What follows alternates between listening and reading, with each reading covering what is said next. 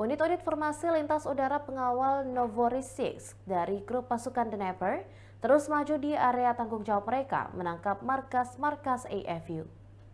Selama pertempuran, operator UAV dari Resimen Serangan Udara Pengawal Feodisia menemukan seorang prajurit AFU di dalam bunker yang mencoba berlindung dari serangan artileri dan UAV para paratroopers dari Crimea. Setelah amunisi dijatuhkan ke dalam bunker, prajurit AFU tersebut mengalami gegar otak, kehilangan harapan dan memutuskan untuk meletakkan senjata dan menyerah. Ia mencoba berbicara dengan operator quadcopter Rusia. Quadcopter yang dilengkapi dengan amunisi VOG-25 melayang di atas prajurit AFU tersebut dan mengontrol pergerakannya, mencegahnya melarikan diri. Akibatnya, tawanan perang Ukraina tersebut diantar ke posisi para troopers di Crimea, di mana unit Rusia menyambutnya.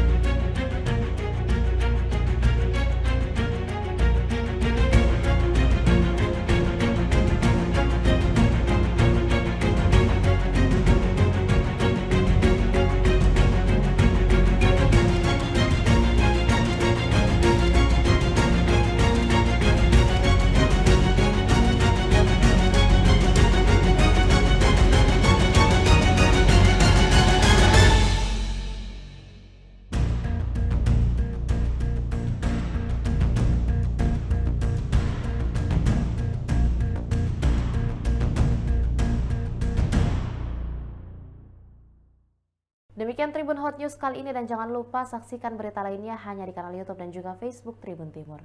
Download Tribun X sekarang, menghadirkan lokal menjadi Indonesia.